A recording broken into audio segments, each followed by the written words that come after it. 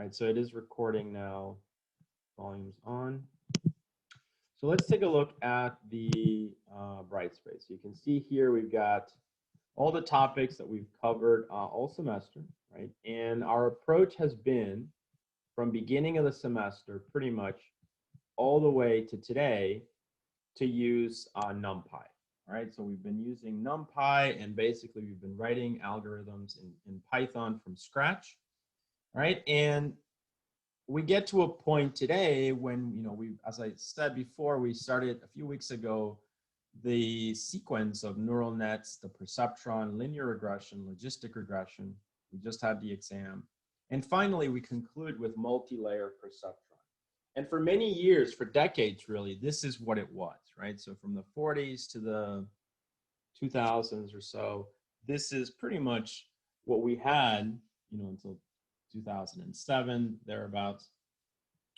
You know, we have a multi-layer perceptron. And as we will see today in the code, multi-layer perceptron is a little bit more complex. It's still very similar to the perceptron. I'll do a contrast of all of these, but we will see that the multi-layer perceptron gets a little bit more complex. And therefore, it makes a lot of sense, actually, to abstract some parts of it. And that's where things like Keras and TensorFlow and PyTorch come in, right? So today's lecture kind of motivates the reason why we want to use these libraries, okay? Because they make our lives a lot easier. So really, next week, we'll just look at deep learning. This is something that you can definitely apply to big problems.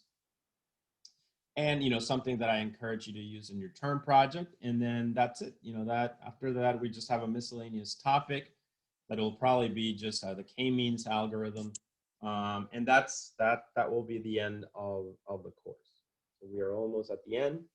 But today, we are going to cover the multi-layer perceptron. So the way that I'm going to start with this topic is, first of all, let's go to the whiteboard. I'm going to go to the whiteboard. All right, so we're here in the whiteboard, and we can take a look now at what we've been doing. So most of the semester, we have been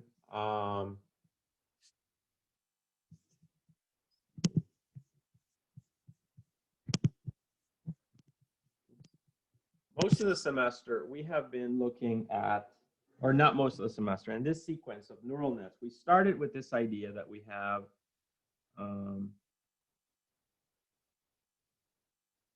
we have a few neurons, right? Which are the inputs, x1. So we have x1, x2, x3, x4, right? So we have those. And then basically we have some kind of an output, right? Another way of looking at this one is that we could have, you know, the same thing. And before, when we did the perceptron, we just said if it's greater than 0.5, right, it's up, you know, 1. Otherwise, it's a 0, something like that. Another way of doing this is something called one-hot encoding. This will become more obvious next week when we look at deep learning. Okay, so we have x1, x2, x3, x4. And then if this is a 2-class problem, we can actually have 2 neurons. So this one represents the class for 1. This represents the class for 0. So then this is, you know, fully connected to one neuron, fully connected to the other neuron, and so on, right? And that's why these, you know, if you remember, this is why these are called neural nets. All right, and then we looked at various ways, you know, we looked at the perceptron algorithm, right? Perceptron. We looked at linear regression. And we've looked at logistic regression. And today I will kind of go back to those programs just to kind of show all the similarities, right? We said that basically the objective is to calculate the weights, right? So the weights matrix and the bias. Remember that the bias is just a vector that just adds at the end you know, B1, B2, a value that also needs to be calculated. That's why it's always, theta is always the parameters W and the bias, okay? So it's basically these and that one, right? So those are the parameters, and we've said already that we get all of these through gradient descent and all of that. So hopefully that makes sense. So today, the difference that we have is that now we have, you know, our x1, x2, x3, x4. It's still the same things. If you see the same machinery, we have our, let's say, our two classes, 1.0, 0.0. But now in between, and we can call these, if you'd like, you know, y1, y2, because this is the x vector, and then this is the y vector. But now we're going to add in between one more thing, another set of neurons that we determine the number for. And these are called, if these are the inputs, and these are the outputs, then what goes in between is what is called the hidden layer. So this would be the hidden layer. And what happens now is that all of these need to be connected. So you connect this, this, that, that,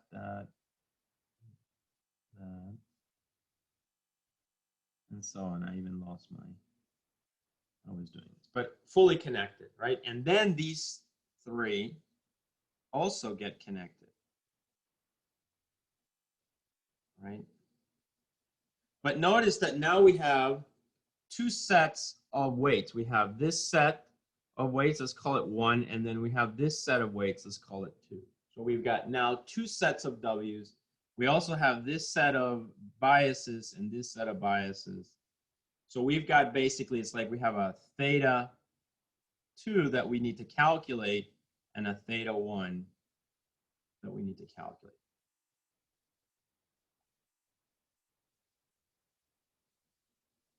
Okay, so we need to calculate these. But that's pretty much all that a multi-layer perceptron is, right?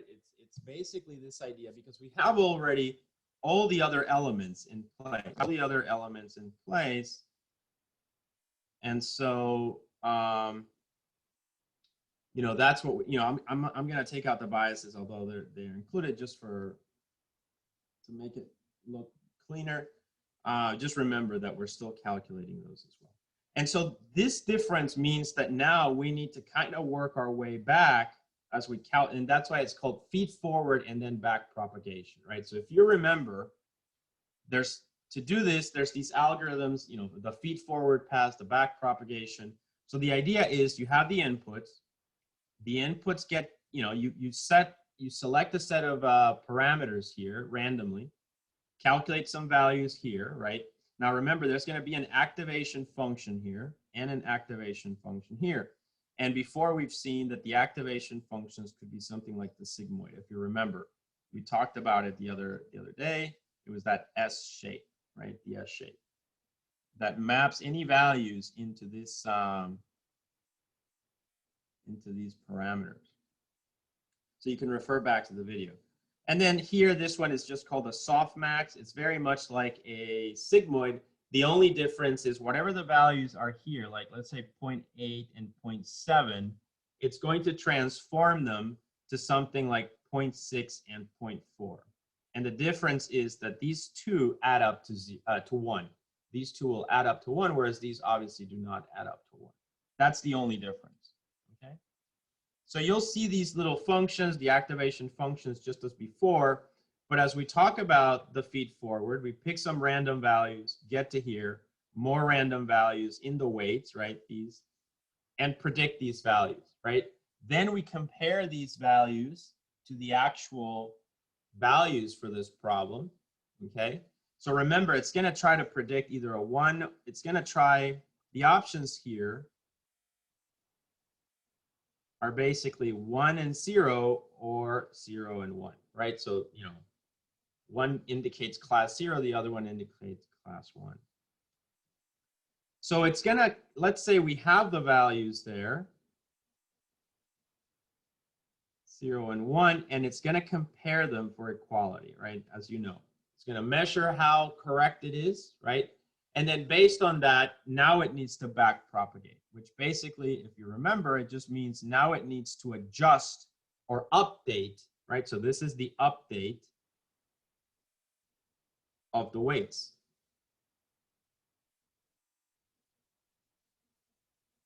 This is the update of the weights. If you remember, to do the update of the weights, we need to look at the cost function, right? And we talked about that before. We said that intuitively, right? You know, if we have a cost function like that from 0 to 1, we have a W, right? We need to figure out the derivative of that with respect to a specific point, and then that tells us, you know, is the tangent negative, for instance, which means the W needs to be decreased. So the delta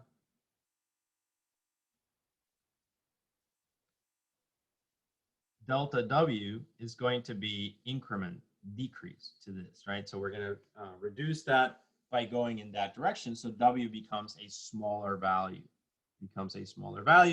And then once we figure out what that update is, right, and the direction, right, that value is added to the original W's to adjust them, and that's the update rule. So here, it's a little bit more complex because now we have to do it with respect to these W's, and once we have these W's, we calculate these parameters, and then once we have these, we calculate these W's. So it's just a bit more work involved.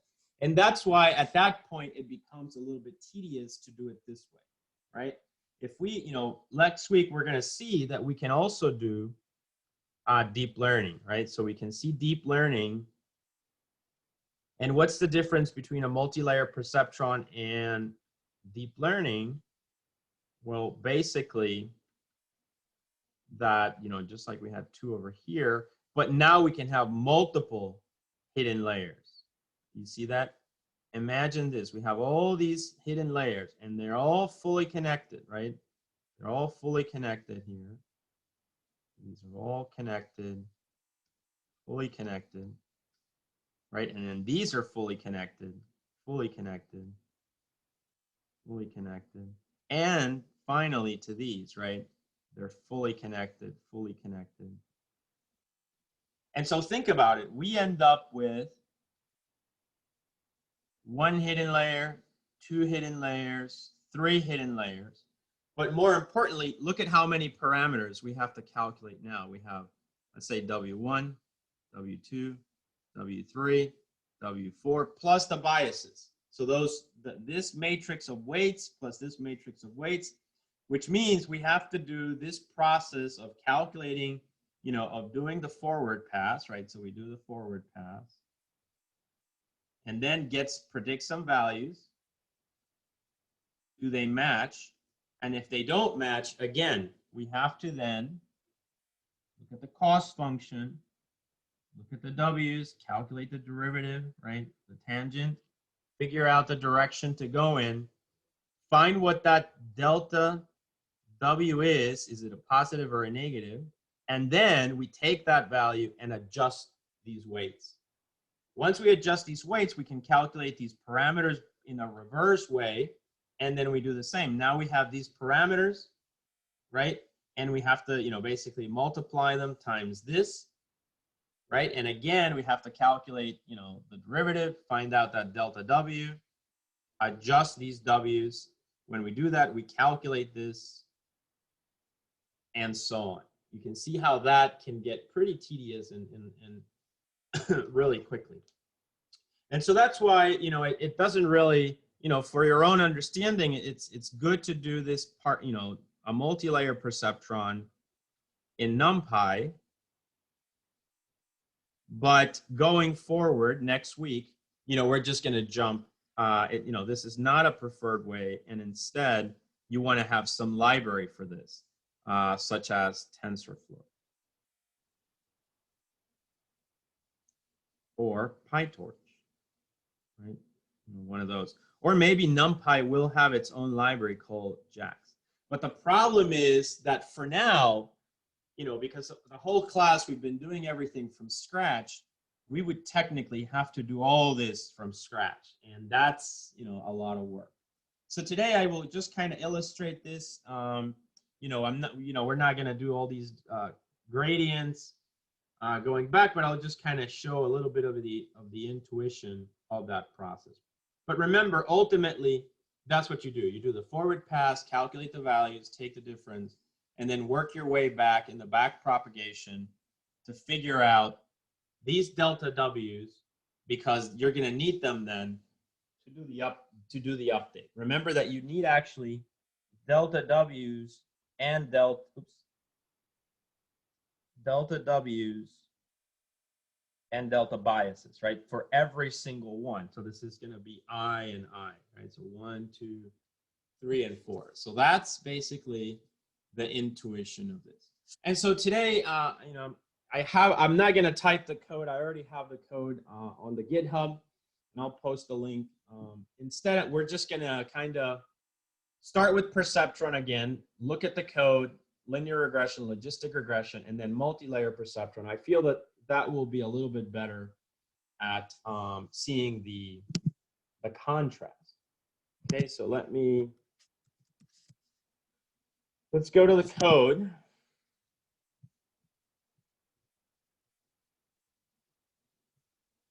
Right, so I'm going to switch over to the GitHub environment, and we can just look at the programs there. So let's go to the repository. So you should be seeing now the GitHub. All right, so it's all the programs that we had before, right? So I just put them all in neural nets. All right, so as we started with the Perceptron. You can see I added the Jupyter Notebook and the Python equivalent. Then after Perceptron, we did linear regression. Again, we did the Jupyter Notebook and the Python, then logistic regression. And now I've added the multi-layer perceptron, okay? Now, if I click on it, we can start there if you'd like. You can see that, it's got some functions in here that just are required to make it function better, but some of the familiar ones like accuracy. Then we've got a few objects. This code gets a little bit complex, so it just makes sense to have it in an object-oriented fashion. So this code will run. I tested this yesterday. It works fine. But the idea is, if we take a look at it, right, it starts here, right? So it starts with some data set. So in this case, I just grab digits.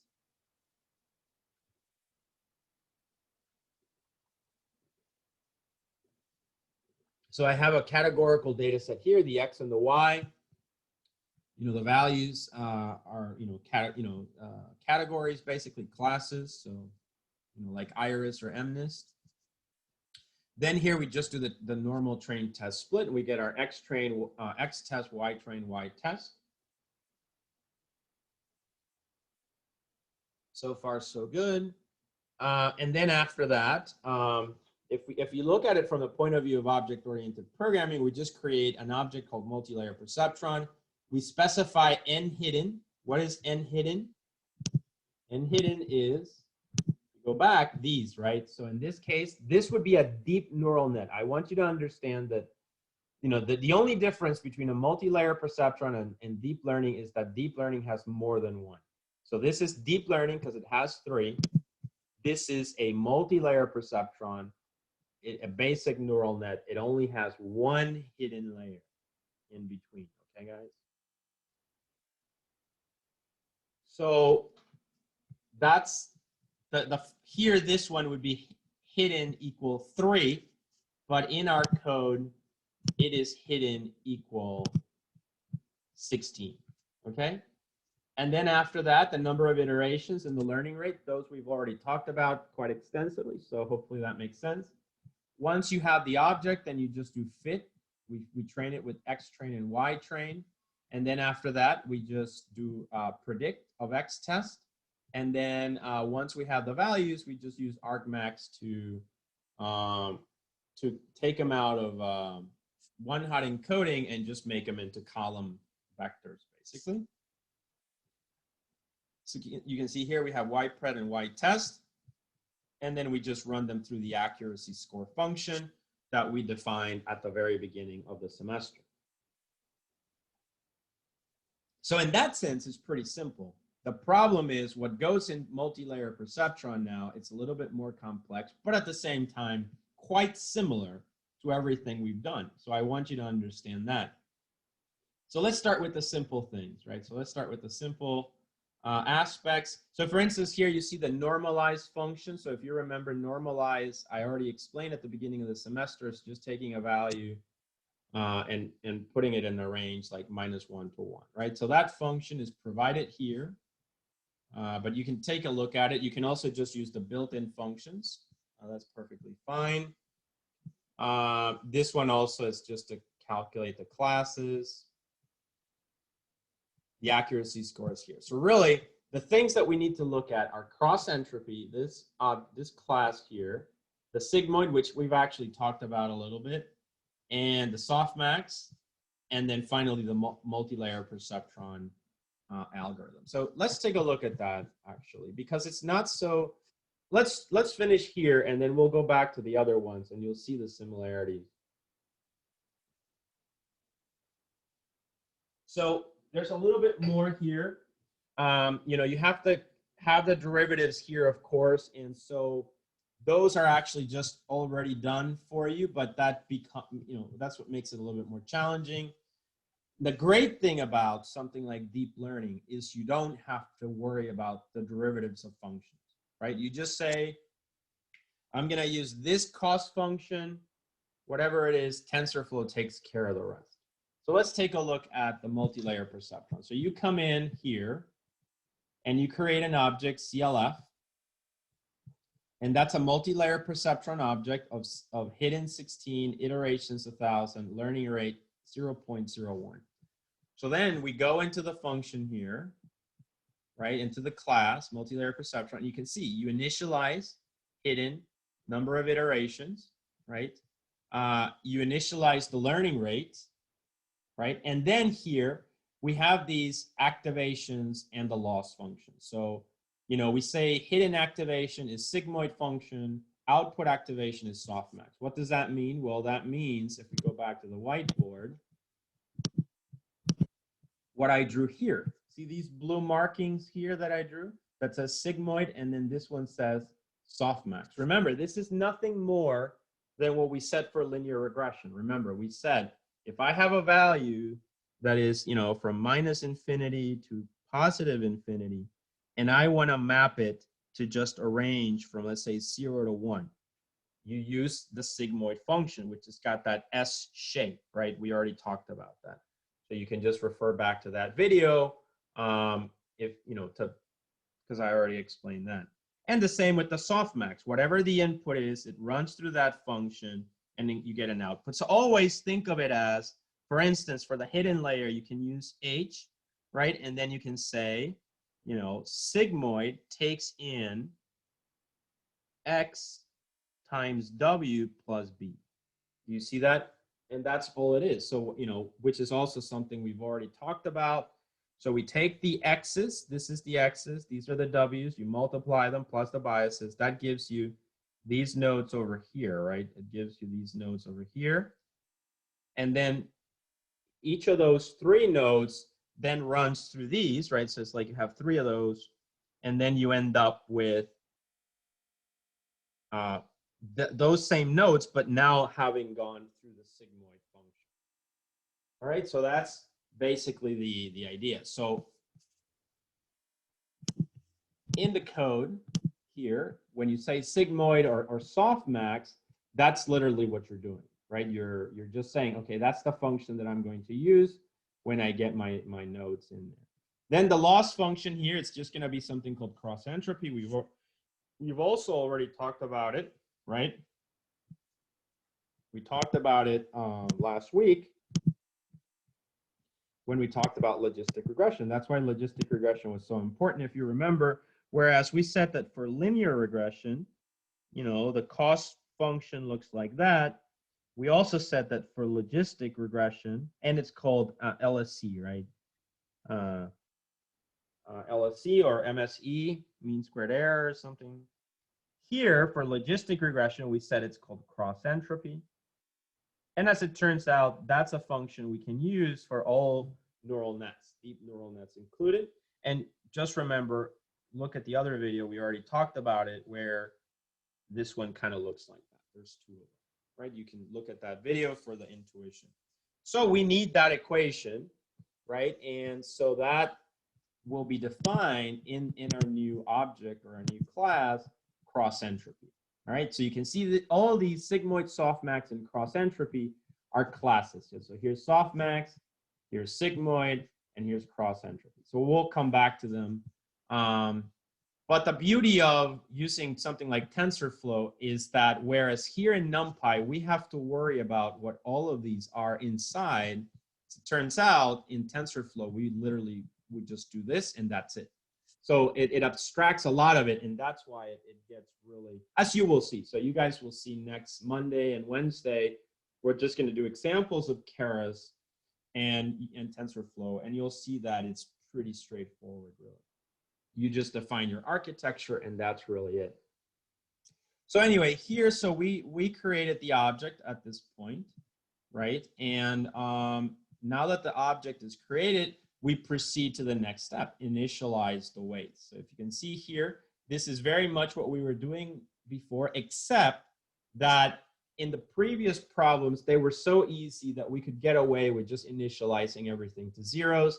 Now it's a little bit more challenging with neural networks, so we have to initialize things a little bit more randomly.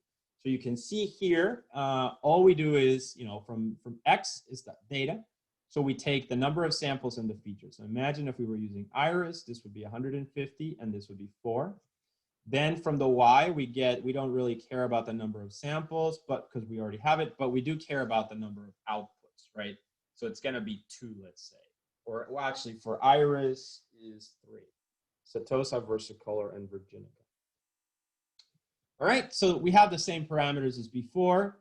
Now we proceed to define the parameters. So if you look here, it says W and W0 for the hidden layer, and it says for the output layer, V and V0. These are just letters, but what they represent is pretty important. They represent the weights and the bias of the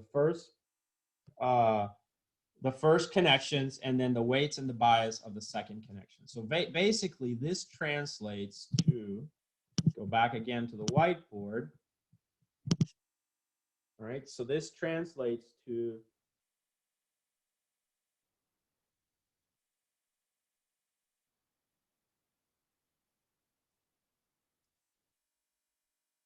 so you can do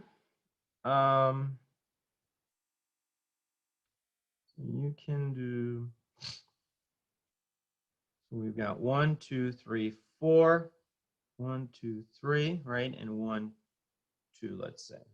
Or actually, let's just stick, if this was iris, right? Iris data set, there are 4, X1, X2, X3, X4.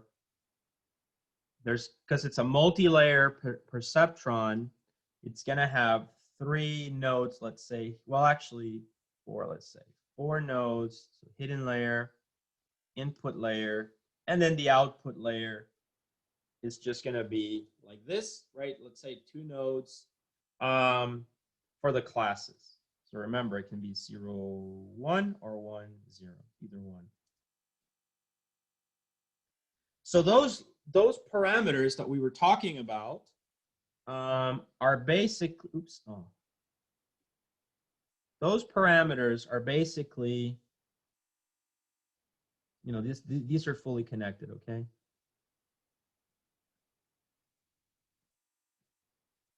All right, so these parameters, the first one, so if we look back, let's be correct. Let's look back at the code.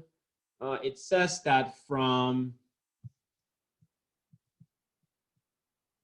the way to know, all right, so you might ask me, so how do you know which ones belong to what? Well, you look at this, okay? and you look at that, these are the dimensions. So this one says that this is a matrix of n features to n hidden states, okay? So that's the W's. And so that is, the hidden states are these, so then the W's, so the W's and the W0 are these parameters. So that means that the V and the, what is it, V0, I think it was, are these parameters, okay? Because the other ones then are going to be from n hidden to outputs, okay? So remember that the weights, it's actually a matrix. So W is a matrix of, you know, the size of the inputs, so 4 by 4 in this case, because there are 4 hidden. And the V matrix for the other one is going to be of size 4 by 2, okay? Because there are 2 here, and then there are 4, and then 4 and 4. So they're really basically matrices, okay? So that's what those are. We need to figure out what the W's and the V's are. And so they align to, they're the connections between one layer and the next. That's all it is. Okay, so they're the connections between one and the other. And so now we can create them, right? So here we just have, you know, this is just to calculate a limit for the random distribution. So we're going to see here W and W0, right, is a matrix of n features by n hidden, right? So these the parameters that we calculated, right? And hidden is 16, you know, for this example, etc. So then we calculate, we don't initialize them to 0 as we did before. Instead, we initialize them to random uniform. So we do np.random.uniform. This just provides random numbers that are not all 0. They're going to be on 0.5, 0.7, and that's a good thing to make the algorithm work better. The bias doesn't matter so much, and so this one can be initialized to zeros. And it's just a vector of size hidden. Why? Again, because the bias is only added to the outputs. So the bias is only like plus W01 plus W02 plus W03 plus W04. You see that they're just these little parameters added to those nodes. So it basically, the vector is of size 4, just like this is of the hidden layer itself is of size 4, okay? And so that's really all it is. So pretty easy there. And so that gives us the weights and the biases for the hidden layer. Then we initialize again the weights and the biases for the output layer. Again, the limit is just to be used here for the random distribution. So then we create a vector V, a matrix V. And usually when you see uppercase for a letter like this, you know, that kind of indicates it's a matrix, and vectors are lowercase. So it's a matrix V there. And we initialize it to, you know, again, random uniform. Now the dimensions of it, if you notice over here, the dimensions go from n hidden to n outputs, all right? So that obviously indicates from the hidden layer to the output layer, okay?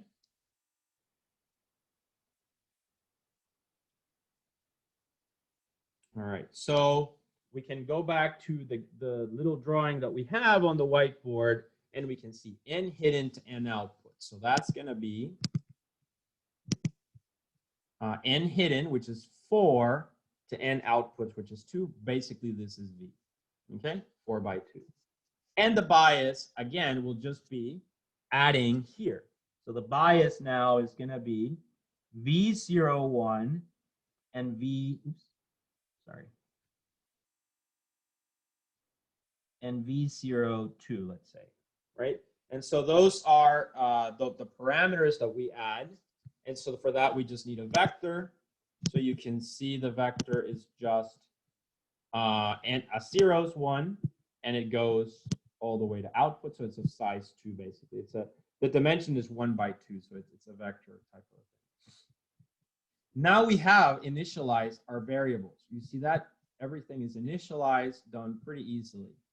So now we learned before, basically, that we would always do this dot product, right? So if you remember, we always would do this dot product. So let's actually move to a fresh here. So if we want to calculate, let's keep it simple. We want to calculate, right, something like that.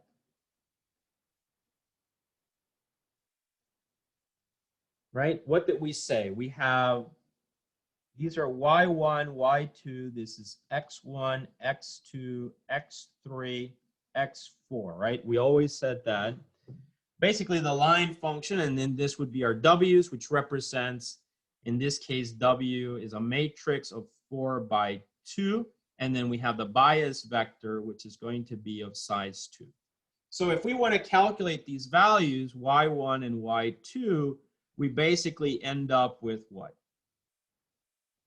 We end up with the x vector, the entire vector itself, times the matrix W, right? The matrix W plus the bias for 1, right? And then here, the other one, x, input times the W plus, bias 2, right? So that's basically what we do. And remember, we just said this is done with, in a previous video, we defined the dot product. Okay, and so we're just going to do that same thing. Again, we do it all in one pass, right, in one computation, but we end up with these results. So now we can do that again here, just like we've done in all the other algorithms easily. So that, once we've defined, initialize all the variables, once we've defined the parameters, initialize all the weights and everything, now we're ready in the fit function to do what we need to do. So in the fit function, so there's the fit function, and then there's also the predict. Let's actually look at the predict, because the predict is a little bit more intuitive. What do we do in the predict? In the predict, we give it some data, and we want some output through all the layers, right, and the activations. So technically speaking, if we think about it, let's go back to the whiteboard, do a new line here. And so think about it, we have this, that, this. We want this. So this is Y pred. Okay, guys, that's Y pred. This is the hidden layer. This is the input layer. So what we need to do is, remember, what's the input layer is x1, x2, x3, x4, right? So that means that we need to take x, right? And what do? We multiply x times w's, right? These w's over here. It looks terrible, but you know what I'm doing. So that's, let's say w1. So you multiply times w1, right? And then plus the biases. Let's call them bias 1, right? Now this, sometimes called the logit or the C value, then gets done, let me change colors here. Remember that this needs to go through the sigmoid function. Sigmoid, right? That's the hidden activation. That gives you H. What is H? This one, the result, right? These X values. Think of these, you know how you think of these as X? You think of these as X, right? So then just think of these as H. The result of doing this multiplication gives you H. So then when you compute this other side for the W2, right, to get the parameters, you can just easily then, well, if that was H, then for Y pred, what do? I'm going to start a little bit to the right here, and I'm going to say, well, just like I took X here, now I'm going to take H. See that? See how I just replaced X with H? Times W2. Notice that I'm using this one, right? Plus biases to, right? Because it's going to be the biases for this one. So that's going to be B2. And I run this through a function, in this case, a different activation function called a softmax. But that's basically all that happens there. Okay, guys? So remember that, you know, we are training to learn these parameters. That's the theta, you know, the parameters that we're trying to learn. But the calculation, the computation from X all the way to Y pred is here. We start at X, right? This is our X over here, right there. And then it becomes H, and then H becomes the input to this one, and it becomes Y pred. And that's it. That gives us what we're looking for. And so if we go back to the code, we can easily see this right here. So when we predict, defining the predict function is straightforward. It's not really that complex. You can look, what do we do? This is X, right? And this is X. And then we just use the property of this object called the dot product. So X dot dot. And that just means the multiplication. What are we multiplying it times? We're multiplying it times W. Which W? This W, right? The W that we define as the weights, you know, the matrix of n features by n hidden. So we perform that multiplication very nicely. And then we just add the biases, W0. That gives us hidden input. But then we need to run that hidden input through the hidden activation function. Which activation function is that? Here it is. Hidden activation is sigmoid. And then sigmoid is just, you know, defined over here. So we'll come back to this. We don't have to worry about that right now. But, you know, because really in TensorFlow, we wouldn't have to worry about it at all. So then we've passed the result through the sigmoid. Now we have the hidden output, and note, which is what I wrote as H in the whiteboard. And then this parameter, hidden output, is here, right? And now what does it do? You perform a dot product, a multiplication times V. What was V? The other set of weights, right? The other set of weights that I just discussed, this one that we initialized as well. And then we add to it the biases for that layer. You see that? Exactly. And that gives us an output layer. And then we just run output layer through the output activation. So what is the output activation? Here it is. Output activation is the softmax. And where is the softmax defined? Up here. And we don't have to worry about that because that, as I said, you know, in TensorFlow would be abstracted. And once we have the Y pred, guess what? That's your prediction. So you can see this code over here, this code segment is exactly what I wrote here, right? These two equations which come from this. In a nutshell, that's neural nets, deep learning, you know, all of it. It's just this, okay? You know, except that you know, as you get deeper into deep learning, you get architectures that are a lot more complex. You get many, many layers. I mean, somebody could have 20 layers, right? Not just one. And so it gets, you know, if you're doing this in Numpy, it would start to get really tedious.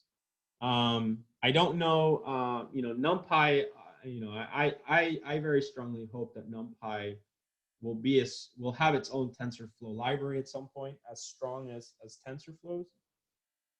Because they're open source, I think they'll be a little bit more organized. But so I do think this is, you know, it's a simple concept, and it's reflected really well, and I think easy to understand in the code, right? So we have now, if you think about it, you know, kind of recap, we have get the data, pretty straightforward, normalize it, change this to categorical, right? Do the train test split, right? Just like before, create the multi-layer perceptron object with the parameters. And then we're currently, you know, you have the fit function. We haven't really defined this one. This is the most complex part of this, right? We train it with X train, Y train. And then once that's trained, we just predict. And then if you remember, argmax just means for a given a given matrix on the y, on the x-axis here, find the index of the highest value, and that's why it returns, just that. And then once we have y pred and y test, we just calculate the accuracy score. So that's pretty much straightforward. We're analyzing the multi-layer perceptron, and we've talked about how to initialize all these parameters. Sorry, to set the parameters. Then we initialize the weights and the biases, as I've discussed. I think it's straightforward. And then finally, we talked about the predict function, which was pretty much the equations. What remains is the fit. Okay, what remains is the fit function. That's the one that's a little bit harder to grasp. So before we look at it, let's look at the Perceptrons function. If you remember, we started with a perceptron. The perceptron was really straightforward. You can see that I'm back in the GitHub. You can click on perceptron. And if we look perceptron, this was our fit function, if you remember, right? So this was our fit function. And what was important about this, all of this, it's not important, you can disregard it. But what was important here was this process, right? The for loop. So we would take the data and we would basically perform this because we don't have multiple layers, right? So we would just predict y pred, right? So basically the predict function runs here. Then after that, we need to basically calculate the update value here, which is basically a result of multiplying the learning rate times the difference, right, of y pred versus y real. It was that simple. This is what I would say, what I've been calling sometimes the delta W's and the delta biases, right? So you get those. And then finally, once you have that update, all you do is you update. So if you notice here, the weights get updated here. So you take weights plus update times xi. You usually multiply times the x, right? And that gives you the result. So there's really three things. You use the prediction function, the equation, right? This one.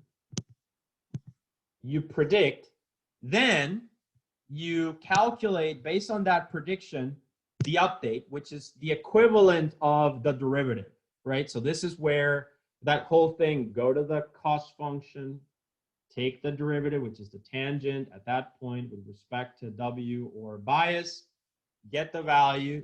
Do you go left or right? And what's the size of it? And then times the learning rate. Once you have that, the derivatives and everything, then you just update the W's and the bias, and then you repeat the process over and over. Remember, that's fit. Now that was the perceptron. Now let's look at logistic regression, which is the one that we covered last week. So if I click on logistic regression, you can disregard all the other stuff. But basically, again, go to fit. So here's the fit function. Same thing, go into the for loop, number of iterations. What do you do here? Notice, same thing. Take the dot product of x times weights plus bias. Same thing as before. This time we run it through a sigmoid, right? Just like we're doing now. But there's no hidden layer, so there's only inputs and outputs. Once you have the y pred and you have the y real, what do? Here's the y pred and the y real.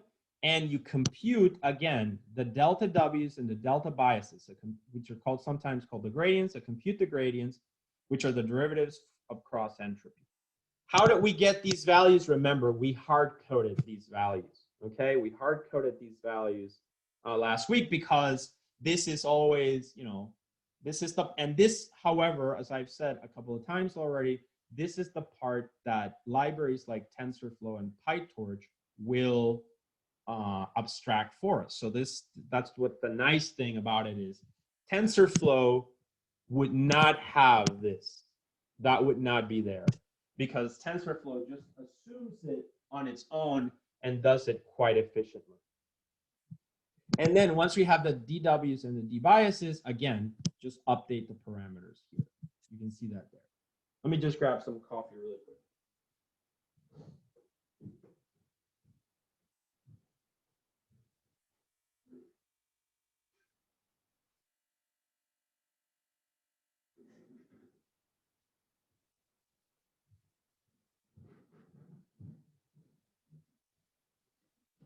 All right, so as I was saying, the process once again for logistic regression comes down to 3 parts.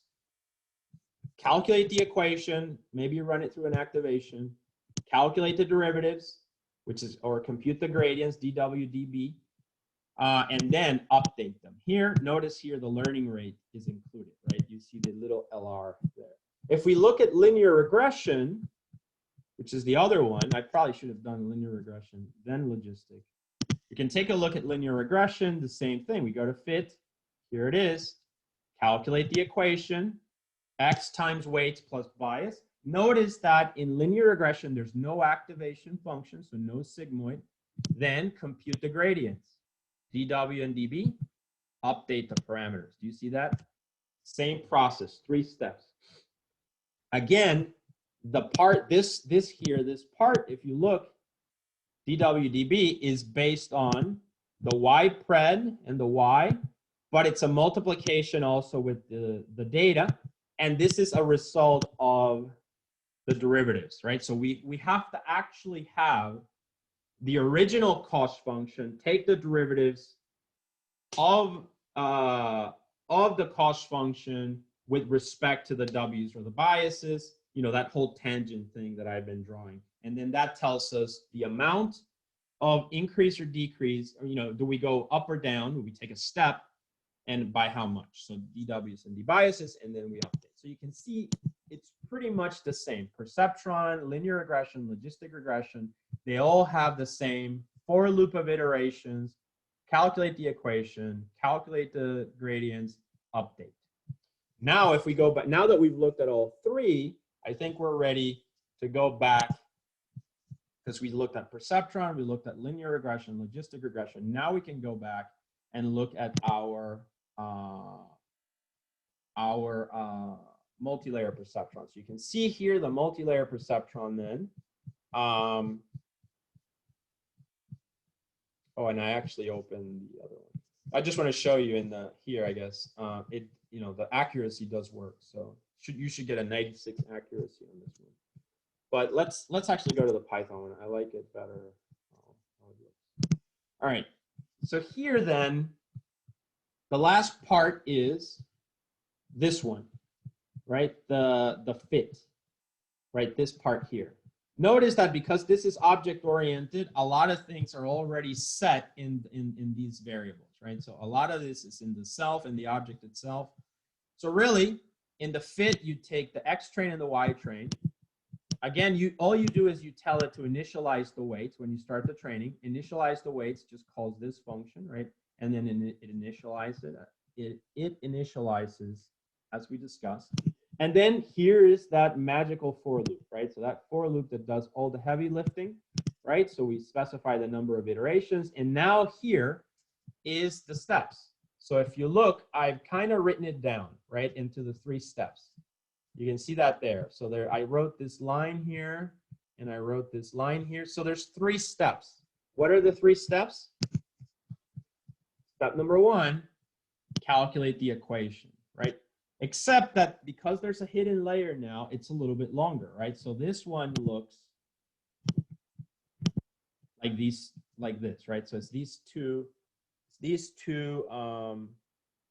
equations here for the hidden layer. Sorry, for the neural net, the multi-layer perceptron. So you can see that over here. That's this. We'll come back to it, but that's just it. Actually, it turns out this is almost exactly what is in predict, right? So it's the same thing. So we've got this one. Once we calculate these values, notice here we end up with y pred. So now we have y train and y pred. So then the next step is the derivatives. Calculate the gradients, and you can see that there. We calculate the gradient for v and v0, right? That's the w's and the bias between the hidden layer and the output layer. And then here we calculate the gradients for w and w0. What are these? This is the w, the weights, and the bias between the input layer and the hidden layer, just like we discussed a second ago. Once we have these 4 variables, then the exact same thing we've been doing before, we update the weights by gradient descent. So here we can see we just take the v, and V minus itself, and then, or V minus, and then the learning rate, right? Remember, just like before, and we multiply it times, grad V, which is this one, right? Then we take V0, we update it, times the learning rate, grad V0 is this one. Notice that we do it kind of in reverse because, we're doing back propagation. Then the W's between the input and the hidden layer, and that's grad W, right? Which is this one. And then W0, the biases, update by grad W0, which is this one. So you can see it's still the same 3 steps. Updates, calculate the equation, and this one is the most complicated part, calculate the derivatives. But as I said before, this in libraries like TensorFlow and PyTorch, you would not have to do. Not even worry about it all. Okay, it's completely abstracted. So, and that's it, right? So now if we look at the fit function, again, we can see what does it do? It takes the X data, right? The X data, and it does a matrix multiplication, dot product with the W's, plus the bias, and that gives you hidden input. Hidden input runs through the activation function. Remember, this is sigmoid, and it gives you hidden output. Well, that is exactly this equation, right? The top one. It gives you the letter H. Now, the letter H will be the input to the next step. So we go back to code, and you can see that hidden output is now the input. Hidden output, dot product with V now, right? The weights are now V, plus the bias V0. You can see that there. That gives you output layer input. Output layer input runs through the output activation. Remember, this output activation in this case is the softmax, right? Another version of the sigmoid that adds all values to 1. And so now that gives you Y pred.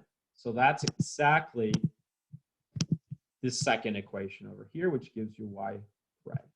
And now you have it. Now you have it. And so now, just like we do with logistic regression, now that we have the Y pred, we need to calculate grad V, grad V0, grad W, grad W0. For that, we need to specify we need to have the derivatives, basically, right? The derivatives. So in this case, this is a little bit to simplify things here. What we can do is we can just rely on the object's loss, okay, and the output. So what we can do is, if you look here, hidden activation, output activation, and loss, they're just these objects, sigmoid, softmax, and cross entropy. So now let's take a look at them. So if you look at sigmoid, right, the easiest one, you can see this is exactly the equation that we had before. This is exactly the equation that we had before last week that we defined to get that S shape. So whenever you call sigmoid, you can call this one, but if you called sigmoid dot gradient, think of it as calling the derivative of the original function, for instance, right? So you can think of it in that type of an intuition. So that way, whenever we don't have to write out anything, we just have these objects where we always have the derivative of the function. The same with the softmax, if you will. If we have the softmax here, this is what you can work this out on your own if you'd like. But it's pretty straightforward actually. That's the equation for softmax. And then think of this version here, gradient. This part here, think of it as just basically the derivative of this one, right? So you have it available to you, okay? And the same goes for the cross entropy. Once again, the loss is basically, this is the cross entropy right there. If you look carefully, it's exactly what we wrote last week. Do you remember? It was y times np log of p, and then minus 1 minus y times np log of 1 minus p. So this is the equation. Remember, this is only for the binary, but this is the equation that we wrote last week, so you can check out that video. It's just right there. What is this clipping? This clipping is because otherwise you might get, if a number gets too small, you might get like underflow problems. See, when you start to write things like this, you start getting into these issues. And that's why, again, using TensorFlow or PyTorch or whatever other libraries are coming up is always better, because they take care of all these little problems, okay? And so what's great about it, as I said, then, if you think about, if we're talking about cross entropy, not only do we have the intuitively you can think of as, not only do we have the original equation, we already have its derivative, okay? And so by having that, we have the derivative of that function. And so now we can use these objects to do our calculations. So let's go back to our code now. In the fit function, as I said, we were here, we defined the equations, we have them. Now we need to compute the gradients, right? V and V0 and W0, so that we can use these parameters down here with the learning rate to do the update. So I think this should be pretty straightforward. And so what happens here is that now, because we have the derivatives, we can just use them here. So then we're going to do the same thing. We're going to take y and y pred, and notice we use the gradient of the loss, right? So that just means that, we're using, let's say, the derivatives. So think of all of this as taking the parameters, calculating the derivatives, right? And that gives you the values for V and V0, all right? And these are for the output layer, all right? So that we can calculate the V and the V0. Remember that the V and the V0 relate to the layer between the hidden and the output, right? So it relates to this, right? This part. Then we need to calculate this part, but we need to have these parameters which come from this part, right? So what we're going to do is we go down to, for the W's, right? We need the W's over here. And so we're going to use, notice here, grad out one input, which is this one here. So we take that parameter from before, right? But we also calculate, we take the gradients here, notice, right? Like the gradient. So now it's like we're taking the derivatives of that segment of our network, right? And basically that allows us to compute the W's and the W0. So that is equivalent now to calculating this part here, right? So we're calculating this part here. So remember, V and V0 and W and W0, right? Or the DW and DW0 and DV and DV0. Okay, so we calculate those, which is basically just so that we can update the weights and everything. And so now we go over here. Once we have these parameters, right? This is the hard part, right? Getting the, and as I said, it's outside of the scope of the course, really, of most machine learning courses, to dig into the calculus, because, we'd have to, run through some calculus exercises just to remind everything of what, but you can, if you have an interest in this, it's very straightforward. Go online and do the derivative, find out how does the derivative work, right? So the derivative of some function is another function. There are some rules for that. You can always, there's something called the chain rule and whatever. You can always take a look at that. But unless the only reason, right, why you would ever have to do this, honestly, is if you decided, you know what, I don't want to use TensorFlow, I don't want to use PyTorch, I don't even want to use Numpy, I'm going to build my own library, right? My own, my TensorFlow. Then, of course, you have to do all of this because you would do this in C and C++ because it has to be really fast and efficient, right? But otherwise, TensorFlow is a library built in C that we can use in Python. And so, we don't really need to worry about this, but the intuition is that. And hopefully by looking at Perceptron, Logistic, Linear Regression, and now Multi-Layer Perceptron, you can see that it's all about getting these little values. So again, once we've calculated those, we just go ahead and update them with the learning rate, and that's it. that's the multi-layer perceptron. We've talked about, if you think about it, we've talked about everything. You know, these are just helper functions. We talked about the cross entropy now, which you know about, sigmoid. These actually were discussed in previous videos. Softmax is very similar to sigmoid, except that all the values in the vector add up to 1. Then we talked about the class for multi-layer perceptron. We talked about how to set the parameters, initialize the weights and the biases, and then the for loop, right? To do the train, we calculate the equations, get our y pred. Then we already in the objects, you know, if we take, for example, softmax, we got the gradients. Think of this as the derivative of this, for instance. And now we just compute these, get our grad v 0, those are the weights and biases for the segment of the network between the hidden layer and the output. Then we use that data here, right, that comes from here.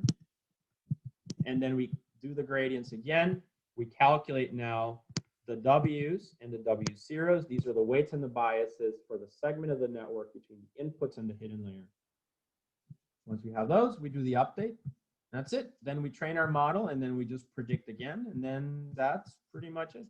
We just use the accuracy to test the results. That's the multi-layer perceptron. You guys have any questions? Does it make sense? I think it made sense.